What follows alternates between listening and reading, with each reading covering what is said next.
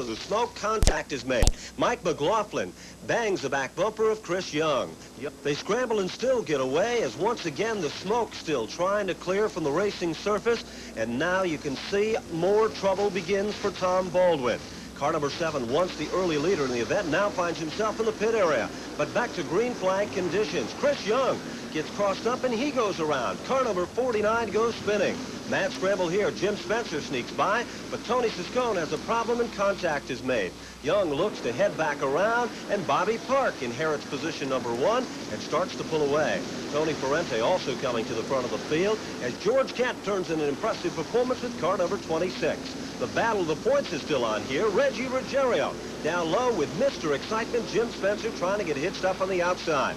Jeff Fuller is dialed into short track racing at its best. He starts to motor on by on the outside. Ruggiero dives in deeper than most, but Jeff Fuller still holds on to the spot. Bobby Park drops back just a bit, and Mike Iwanitzko is quickly coming to the front of the field. Iwanitzko dialed in on both the bottom and the top of the racetrack. Ruggiero gets out of shape. He gathers it back, but almost loses a spot from Bobby Park. Park knows the way around on the outside of the racetrack. Iwanitzko tries to dive down low, and the challenge is on. The hometown boys are doing it with style as they come off the turn. Reggie Ruggiero, the NASCAR Modified Tour point leader, is having a tough time, but maintains the bottom side of the racetrack. Park is looking strong on the top side. Once again, your leader is Iwanitzko. Trying to come up on lap traffic now, Ruggiero and Bobby Park. Now Ruggiero has a flat right rear. Iwanitzko goes to the outside. It's a mad scramble for positions, but somehow they all make it through. Reggie Ruggiero is involved in the mix-up, and so is Mike McLaughlin, Mike Stefanik, and George Kent. Stefanik able to pull away. McLaughlin backs back, but a flat tire will be the story on the Sherry Cup number 12. Mike Stefanik goes to the pit area. The West Greenwich, Rhode Island number 37 is into the pits, and so is Mike McLaughlin. Reggie Ruggiero heads to the pits. Right rear tire is flat, and now the challenge is once again on. Jim Spencer, aware of the fact that the points are on the line, and Spencer gets hitched up on the outside. Mike Stefanik tries to follow Jim Spencer through and masters the outside groove impressively as they come off the turns. It is still Iwanitzko in command of this event. Jamie DeMano trying to come to the outside too, but Iwanitzko, the young veteran, is showing a great deal of talent and starting to pull away. Bobby Park will run on his back bumper right down to the wire during the closing laps, but when the checkered flag will wave, Mike Iwanitzko will secure the victory. Bobby Park is in for second. Tom McKay is third. Fourth is Billy Park, and fifth will be Jimmy Spencer. It almost looked like a repeat of what we saw here the last time we visited Riverhead Speedway. Once again, the gentleman that sets in the winner's circle is one of the young up-and-comers of the NASCAR Modified Tour.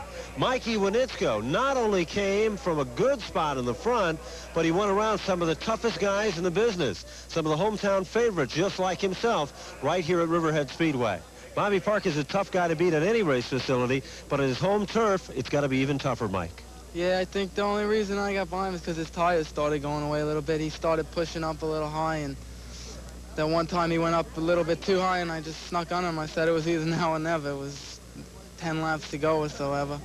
Michael, let's talk a little bit about the car. Tonight, the day didn't start out as good as the last time we did this. You were fast time before. Today, a little bit off. Yeah, we had a problem with the motor tonight. It was missing a little bit, and we finally got it straightened out right before the feature. We weren't sure even if it was going to be all right for the feature. Well, it certainly was, and it certainly was an impressive victory. 2 on the NASCAR Modified Tour, that's something a lot to dream about, but young Mike Iwanitzko has those to add to his impressive list of developing victories here in auto racing. Coming up next, Mr. Dirt USA at Lebanon Valley Speedway.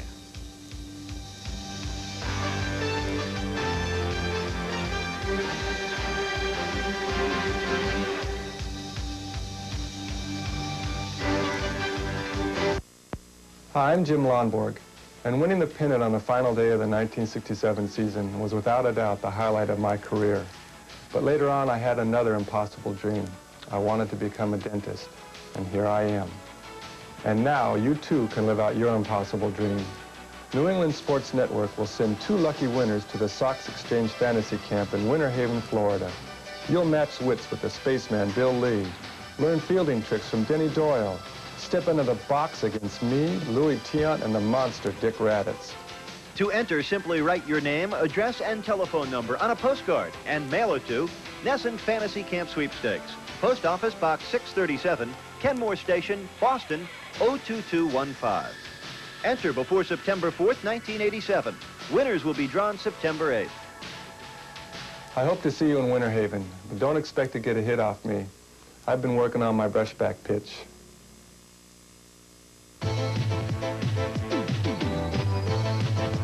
Hi, I'm Richard Petty. I've raced in over 1,000 auto races, and I've seen a lot of action on the track. But when you're sitting behind the wheel, you don't get to see all the action.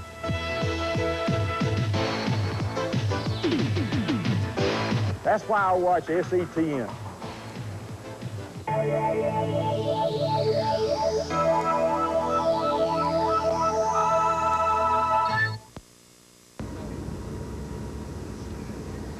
Welcome back to Race Week.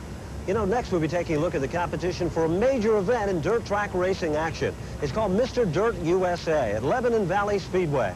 We'll be going to the half-mile facility where a banner field of cars came out in full force and were assembled for a big event in midweek dirt track competition. We'll go now and take a look at the dirt track main event at Lebanon Valley Speedway. Mr. Dirt USA, midweek event for the best in dirt racing action. As the field came down to green, what an impressive start it would be. This was the very best in dirt track racing action at the high banks of Lebanon Valley Raceway. Initially on the start, there'd be a mix-up, and Butch Jelly would be involved with Dickie Larkin. John Flack would go to the outside, and several other cars would scramble for position. Trouble now into the pit area. It would be the story for car number 99 for Dickie Larkin. Larkin would head to the pits, but back to the front, all the favorites like Maynard Corrett would come to the front, along with Jack Johnson getting hitched up impressively in the middle of the pack. Jim Horton also came on strong, and so did Kenny Tremont. Horton was dialed in on the top side and was picking them off one at a time when another mix-up would occur, a mad scramble in the back of the pack. Kenny Tremont would be involved here. He would head to the pits, and all of a sudden, while the crew was working in the engine compartment, a fire would erupt. Heartbreaking situation for Tremont, who was more than just an average contender in this event. But the final laps would tell the story. Johnson would start to thread the needle and quickly come to the front of the field. Billy Potts would pull away, and Johnson would chase him down to the wire. But when the checkered flag came out, it was Jeff Hetzler to secure the win. Doug Hoffman would finish in second, Jimmy Horton would be third, Billy Potts would be fourth, and fifth would be Jack Johnson. Congratulations to Jeff Hetzler on a big victory for the Dirt USA event.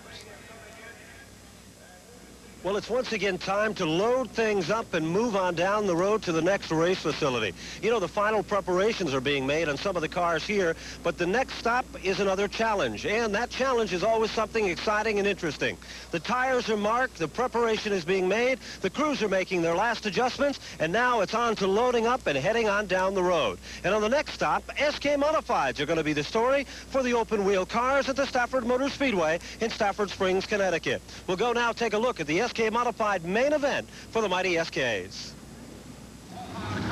The full moon would be the setting in this one, and if you're a race fan, you know what that's all about. But to the line they rumbled. It was Gary Leach and Jimmy Broderick making up row number one. Ed Flemke Jr. And outside of him, Wendell Kilcollins. The stage was set, the green was underway, and the action proved to be fast and furious. Into turn number one, Gary Leach looked impressive, but all of a sudden, Ed Flemke Jr. got dialed in and quickly went to the outside. Leach was gone out in front at this point, and Flemke gets out of shape. Jerry Pearl drives to the bottom of the racetrack. Kilcollins patiently waits in the wings as Kerry Malone looks like a strong contender along with Richie Gallup. Jimmy Broderick has a problem with car number 40, and he'll drop off the pace. It is Ed Flemke Jr. just ahead of Jerry Pearl when Spires goes spinning to the center of the infield. Car number 3X will go sliding, and that will bring out a caution. But once again, back to green, it's Sonny O'Sullivan coming to the front. Gary Leach gets crossed up, tags the cement wall. Involved in the mix-up is Wendell Kilcollins. Mad scramble for position here with several other cars involved in the melee. Mike Piquet involved in the mix-up. Wendell Kilcollins Jr. had no place to go. Larry Ross involved, and Marcel Luttrell with a brand-new automobile. Everybody manages to somehow break away, and it's back to green flag conditions once again. Jerry Pearl quickly takes advantage of the start. Ed Flemke Jr. falters, and that creates problem for the entire inside lane. Once again, the green is out and the challenge is on. Middle of the pack, Ricky Young starts to come to the front with car number 14. But out in front is Jerry Pearl. Sonny O'Sullivan with car number 0 starts to reel him in. Kerry Malone looks good, and Richie Gallup suddenly loses the left rear tire. Gallup, running so strong as a contender for this event, will meet with misfortune. Back to the front of the pack, Pearl takes advantage of the start once again. Ed Flemke Jr. reels him back in, and Sonny O sets him third. Ronnie Rocco is fourth. Ricky Fuller gets dialed in on the outside, and Rick Summers dials in down low. Challenge is on for position number 4. Fuller looking good. A tap of the bumper. Ricky Summers involved, and car number 3X Spires will once again make contact and bring yet another caution out for the competition here. Spires has no luck at all this evening. Second time involved in a mix-up, but back to green, and Jerry Pearl, the crafty veteran, still sets the pace. Ed Flemke Jr. still runs in second. Another mix-up down the front straightaway. Sonny O'Sullivan is involved. Ricky Fuller is involved, and so isn't Rick Young. They all managed to get away. Most of the damage is minor, but for Ricky Fuller, it's suspension damage, and he will have to head to the center of the infield of the pits with car number 66. Fuller, once a contender up front for those top 3 positions, heads to the pits going backwards. He is looking for assistance and help. Back to the front of the pack, here comes Sonny O. The O is flying and quickly picking him off one at a time. Jerry Pearl has a problem. He goes to the infield and comes back out, but loses 6 positions or more on the racetrack. Fuller comes back on strong. Georgitis looking good with car 86, and so isn't Kerry Malone. Eric Emhoff will spin. Rick Fuller sneaks by. The O2 makes contact, and Willie Hardy runs the top side of the racetrack, but almost doesn't make it through. Back to the front of the field, action is still on. Teddy Christopher challenges Kerry Malone, but Malone will start to pull away. Ed Flemke Jr., the leader of the pack, will lead him right down to the line. Sonny O'Sullivan impressively for second. Ricky Summers is third. Kerry Malone is fourth. And Ted Christopher will round out the top 5. Late model streets were up next, and Butler and DeMarco would lead the field right down to the line. The battle was already starting to develop as the green came out off turn number 4. Butler would hold on and lead him into the first turn, but the challenge was developing in the middle of the pack. Front-running competitors were already getting dialed in. Norm Plantier would dive down low, make a bid for it, but no room this time. Rick Shawn would be down underneath. Leo Adams coming off the turn, patiently waiting in the wings would still be Butler, along with the car that runs up front in the point standings for Phil Rondo. Rondo stays glued to the back bumper of Leo Adams now. Butler tries to keep it nice and low. Plantier goes to the outside. Plantier starts to pick him off one at a time. We've got a spin. It is DeMarco spinning in turn number 1. Rick Shawn also putting on a challenge, rim riding, burning up the right rear, but still manages to hold on. Ron Cody goes to the outside of Chuck Doherty, and they're pretty much evenly matched as the challenge is on for the lead. Chuck Doherty keeps it nice and low. The Hansco product machine is out in front, and Doherty leads him this time down to the wire. It is Rick Shawn who runs right behind him with Cody in the 3rd spot, with Phil Rondo running in the 4th position and Leo Adams running in position number 5. Here comes Rondo to the inside of Cody. Not quite enough for the bottom end, but the top end will decide the spot. Chuck Doherty will secure the victory. Rick Shawn in for second. Third will be Phil Rondo. Fourth will be Ron Cody, and fifth will be Leo Adams. Coming up next, the NASCAR Winston Modifieds at Riverside Park Speedway. The battle of the points are on.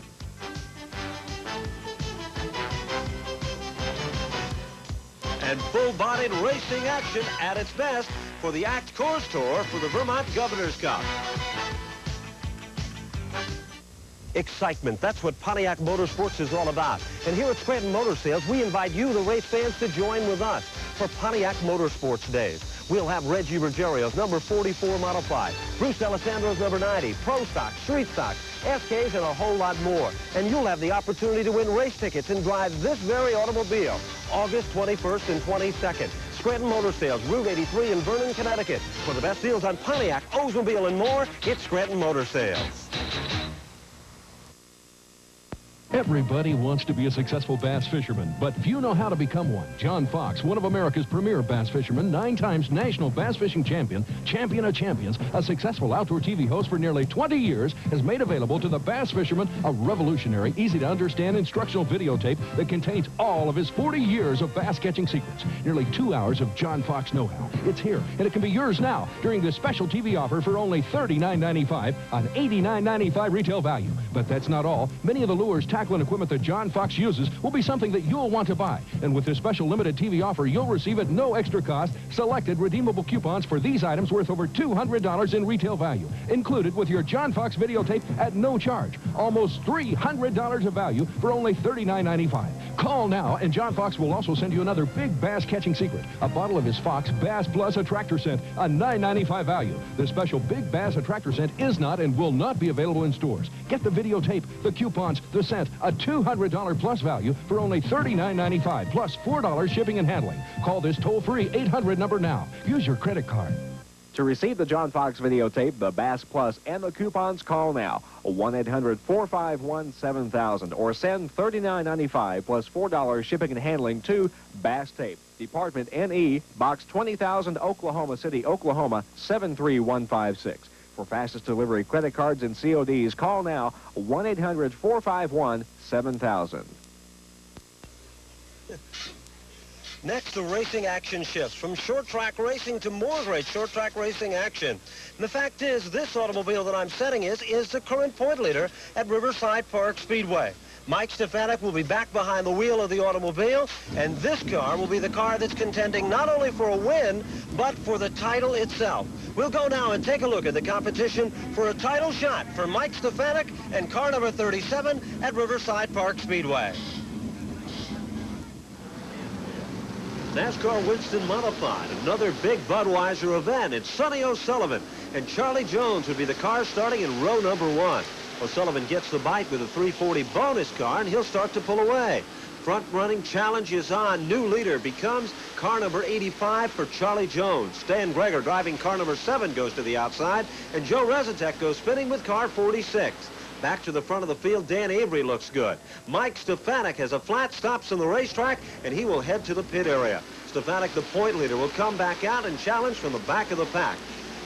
Pulvereri and Reggie Ruggiero still challenge. All of a sudden, rookie Larry Moore makes contact with Bruce D'Alessandro with car 36. Mike McLaughlin goes to the pit area. Stan Greger still continues, and Tom Bowles takes a run to the pits. Restart. Greger doesn't start on the inside. Bumper contact fell all the way to the back as John Babalacco drops out of the event with car number 03. But it's green and racing once again, and Brad Hietala and Bruce D'Alessandro challenge to work their way to the top 5 positions. Mike Stefanik comes on strong with car number 37. D'Alessandro dives to the inside. No room this time. Ed Kennedy makes contact and sends Rudina spinning with car number 24. Rudinas will pull away. Ruggiero and Pulvereri challenge.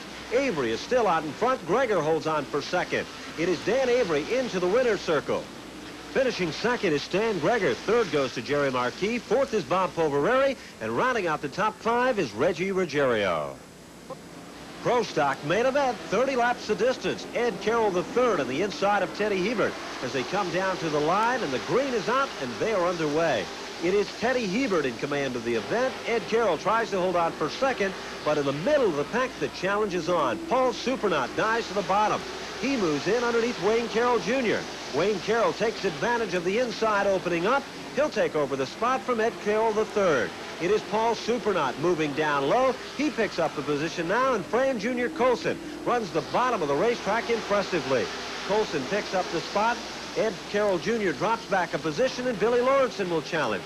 Tom Rosani and Paul Supernaut, the battle of the points. Teddy Hebert has led the majority of the event, and he will try to hold on to the wire. But Supernaut sees the inside lane open up. Paul the Snake Supernaut runs the bottom of the racetrack, and Teddy Hebert the high side. They're evenly matched into the turn, but off the turn, a brand new leader. That leader is car 82 for Paul Supernaut. Hebert stuck on the outside as now Tom Rosati takes over second. Hebert out of shape. He drops back to position number 3. But Wayne Carroll will challenge on the outside. Carroll will pick up the 3rd spot. Teddy Hebert will drop back to 4th, and Fran Jr. Colson will challenge for position number 4. Colson dialed in on the top side, but down to the checker, it'll be Paul the Snake Supernaut in for the win. Tom Rosani will finish in position number 2. Wayne Carroll will be 3rd. Teddy Hebert is 4th, and Fran Jr. Colson will round out the top 5. Street stock main event, 25 circuits around at Riverside Park Speedway, and Tony Modena on the inside of Gary Zalonka. Zalonka looks impressive right off the bat initially on the start, and he runs the top side of the racetrack. Rick Swanson looks good as we see a challenge already developing between Al Flynn and Tom Carey. Swanson goes high. Gary Zalonka still sets the pace. Modena battles to take it back, but Zalonka still leads him into turn number 1. It is Gary Zalonka out in front. Modena still challenging for second. Lavoie is to the outside of Caruso as Tommy Fern and Doug Chenard will battle as they work their way into the top 5. Good racing right through the back of the pack. Steve Kelly is out of shape. Chuck Doherty goes spinning. Jim Mavlajanis tags Ray Turtelot, and Roger Charette is involved in this mix-up coming off turn number 2. 3 severely damaged cars, but once again, it's back to the front. Doug Chenard holds Ted Chalmers to the outside. Dan Delina looks for some racing room down low, and Delina will manage to pick up the spot. Doug Chenard goes up, tags the wall, but no severe damage is done as Zalonka is into the winner's circle. Brian Cronin will finish an impressive 2nd. Al Flynn will finish in 3rd. Sunday night, the festivities would shift to the Thompson International Raceway. Well, it's a great day here now, but on Sunday, the weather wasn't like this at all. Rains forced the postponement of the Thompson International Raceway for the 2nd week in a row. Tough break there, so now we'll go and take a look at the ACT Core Store for some great late model racing action.